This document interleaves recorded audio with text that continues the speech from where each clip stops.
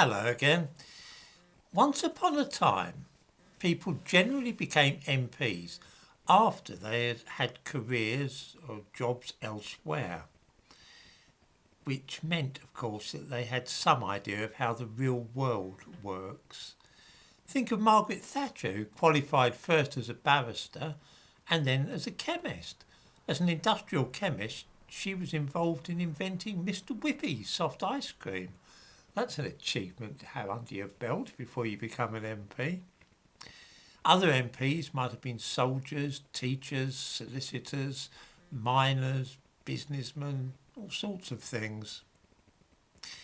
It meant that when MPs debated things in the Houses of Parliament, they had some idea what they were talking about. They had had experience of the world of work, and they had some idea of what ordinary people have to deal with. These days, there's a trend for people to go straight into Parliament without ever having had a proper job in their lives. Take Dawn Butler, the member for Brent Central in northwest London.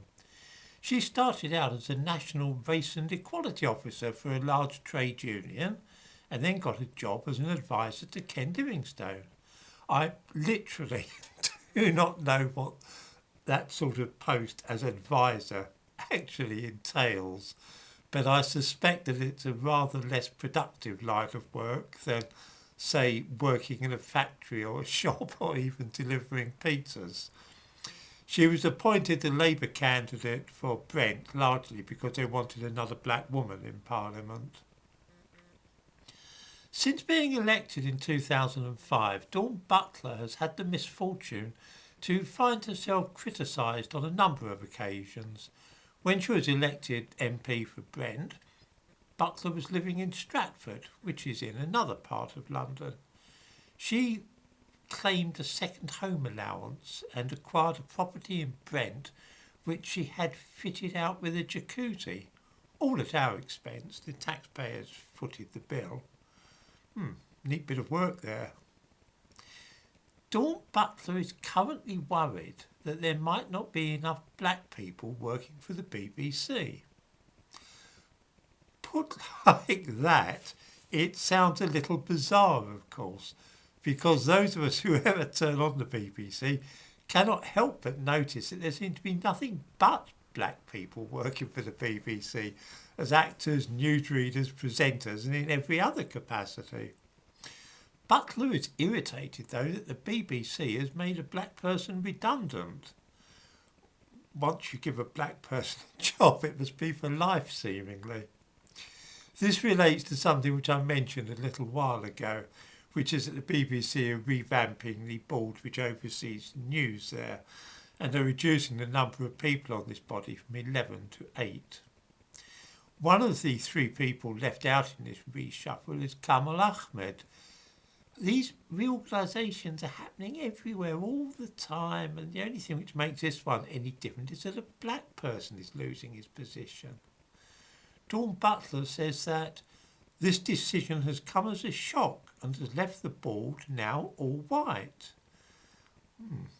That's obviously a problem.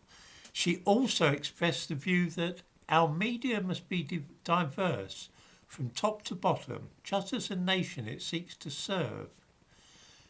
2 points strike me about this. The first is that saying that the British media must be diverse is no more than the expression of a personal opinion on Dawn Butler's part. As it happens, I don't feel that the media in this country should be diverse or that it's necessary that they should be diverse. That's another personal opinion. There's no way at all of telling which of us is right, but neither statement is obviously true. I have noticed, though, that when people make pronouncements about race and ethnicity, they often say things as though they were self-evidently true.